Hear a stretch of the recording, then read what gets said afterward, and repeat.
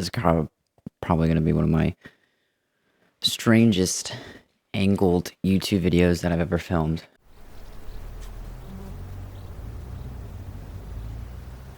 My girlfriend's best friend is getting married this weekend, and so I am up in Pennsylvania to celebrate the wedding. I hear people say, "No, you can't be a photographer and a videographer. You have to choose." And I really disagree with this. There's a lot of principles in photography that can be carried over to filmmaking and vice versa to make you better at whatever it is you're doing. And so I feel like the people who say this are, I don't know, overcompensating or something. Today, as one of these photographers who's transitioned into film and still does photography and does film, I want to talk about how some of those principles that I learned as a photographer helped inform direction and choices for cinematography.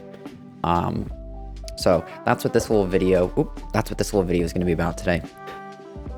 So, I think probably one of the most obvious things to look at when you're thinking about photography and videography as being on the same parallel is how you compose an image. Regardless if it's a still image, regardless if it's a moving image, you still have to think about, what am I aligning in this image to make a story and to have that story make sense and to give relationship to the subject and to the environment and to the action.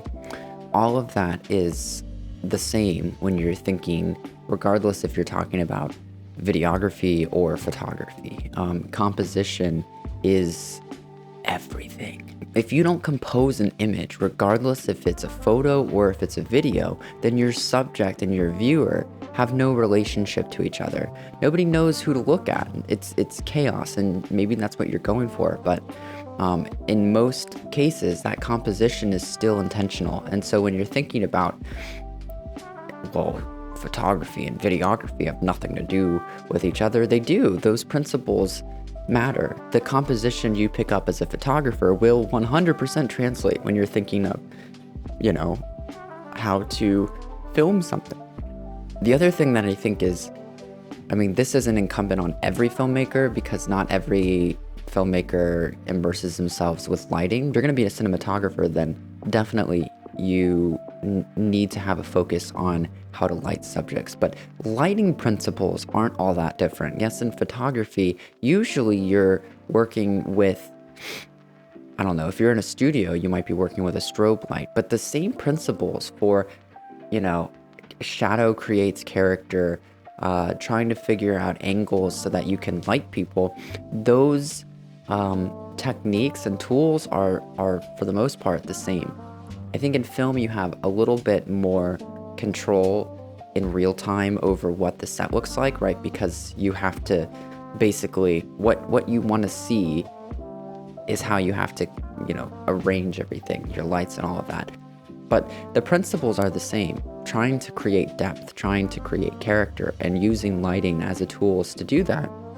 Maybe there's a little bit of transition in the philosophy of what the light's job is supposed to do, but it's not so different that, you can't just take that principle and adapt it.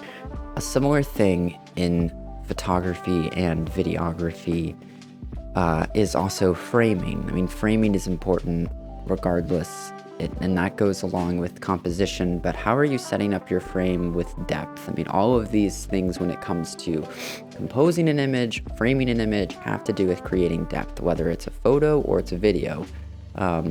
Depth creates story. It allows people to be sucked into images because there are different layers to the thing that you're creating.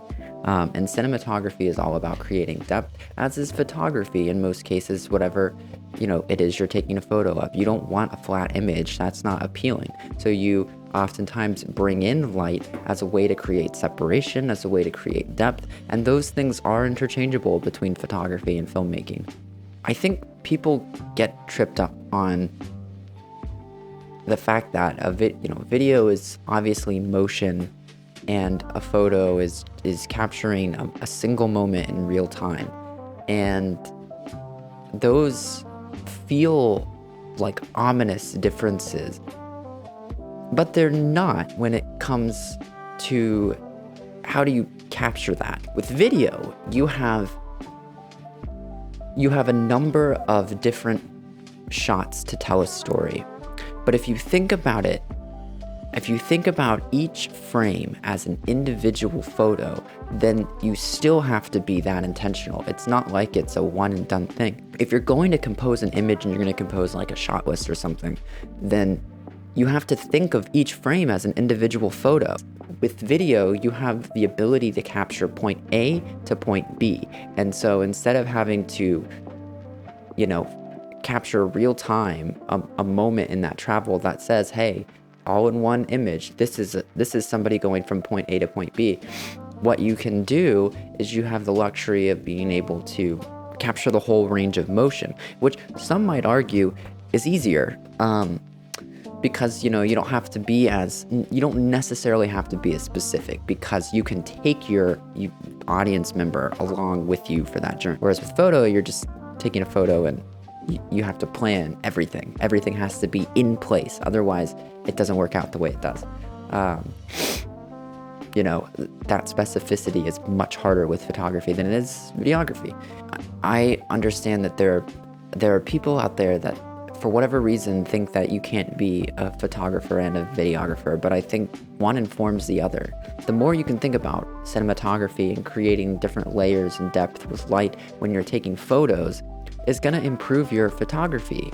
If you can think about composition and how to frame and pull focus to an individual subject as if you only had one frame to tell a story, that's going to make your video making, your filmmaking so much more intentional. So these skills that you learn as a photographer or these skills that you learn as a filmmaker don't have to be independent from one another. You can take what you know and apply it. And yes, there are different mediums and there's different, obviously, languages to the art forms, but that doesn't negate what you can learn from another.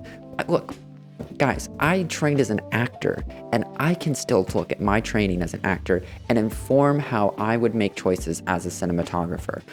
How I would, what is my relationship to motion? How can the camera be a character? Those kinds of things, And so for people to say that you can't be a photographer and a cinematographer, honestly, I just think those people are insecure about something. So anyway, I wanted to talk about that today and just touch base and say, look, guys, do what you want to do and just keep learning. There's no right way to do this. There's no wrong way to do this, but there's no right way to do this. People learn how they learn, and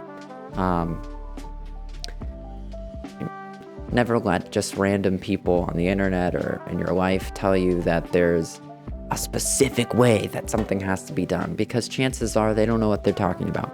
All right, guys, that's going to be it for this video. Thank you so much for watching. I appreciate it, and we'll do something next.